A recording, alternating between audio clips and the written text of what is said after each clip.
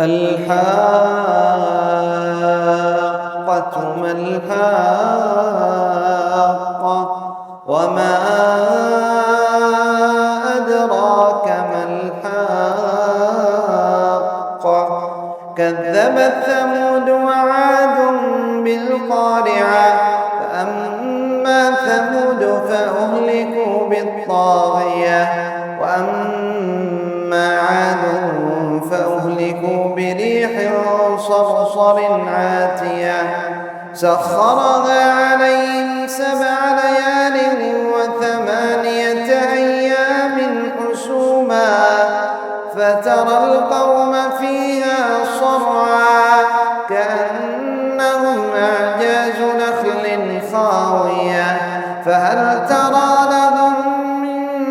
باقية وجاء فرعون ومن قبله والمؤتفكات بالخاطئة فعصوا رسول ربهم فأخذهم أخذة رابية إنا لما طغى الماء حملناكم في الجارية لنجعلها لكم تذكرة وتعيها أذن واعية فإذا نفخ في الصور نفخة واحدة وحملت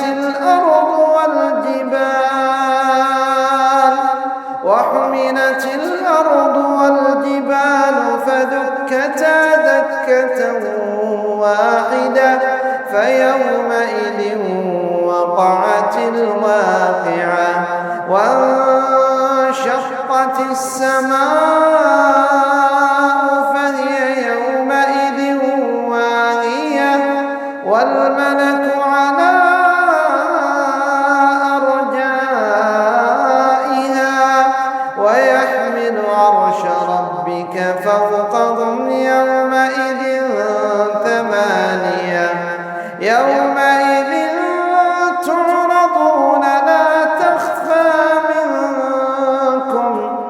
يومئذ تعرضون لا تخفى منكم خافية فأما من أوتي كتابه بيمينه فيقول هاؤم اقرءوا كتابيه إني ظننت أني ملاق حسابيه فهو في عيشة راضية في جنة عالية قطوفها دانية كلوا واشربوا هنيئا بما أسلفتم في الأيام الخالية وأما من أوتي كتابه بشماله فيقول يا ليتني لم أوت كتابيه ولم أدر ما حسابيه يا ليتها كانت القاضية ما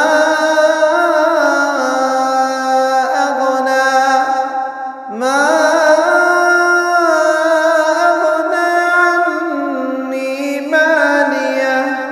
هلك عني سلطانيه خذوه فغلوه ثم الجحيم صلوه ثم في سلسلة ذرعها 70 ذراعا فاسلكوه إنه كان لا يؤمن بالله العظيم ولا يحض على طعام المسكين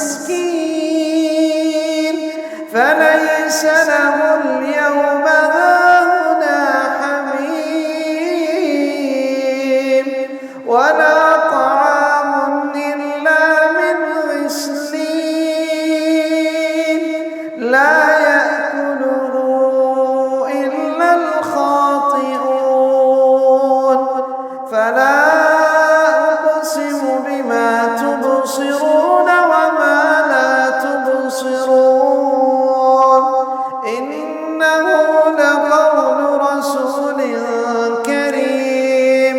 وما هو بقول شاعر قليلا ما تؤمنون ولا بقول كاهن قليلا ما تذكرون تنزيل من رب العالمين ولو تقول علينا بعض الأقاويل لأخذنا منه باليمين ثم لقطعنا منه الوتين فما منكم من أحد عنه حاجزين وإنه لتذكرة للمتقين وإنا لنعلم أن منكم مكذبين وإنه لحسرة على الكافرين وإنه لحق اليقين فسبح باسم ربك